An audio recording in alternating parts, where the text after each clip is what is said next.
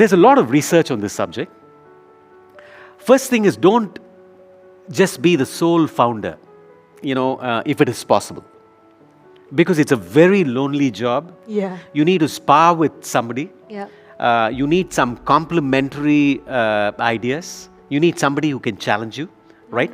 And there's this statistics which I read somewhere. It says if it's a sole founder, your chances are 45%. If it is two founders, it's somewhere in the mid-50s. If it is three founders, it's between 65 to 70%. So the number of founders does play a significant part, Wow. right? Now, what kind of founders do you need? Obviously, it depends on the startup. Let's say it's a tech startup. When you say startup, unfortunately these days, there's a very strong technology angle to it. You obviously need a tech expert, right? You can't walk away from that, okay? That's the person that is able to manipulate and use this technology, right? For a certain customer use, client use, consumer use, right? Second, you need to have a product person.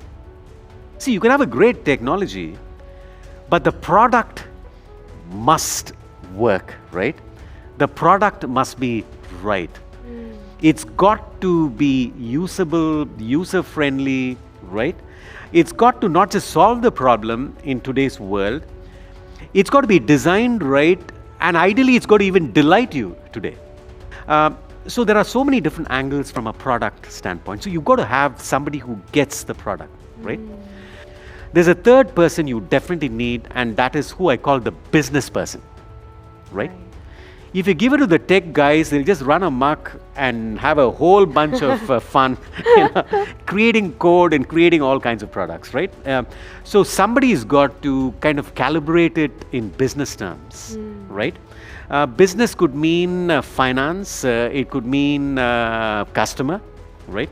It could mean even market, right? So you've got to have a business person out there as well, Now, I would add another person, because a business person, it's a very, very big term here, because business comprises many elements, right? I would have a customer person as well, right? So if you've got founders, or let's say the initial group of people, if it's a tech company, right? Minimum 2 tech people, 1 business person, right?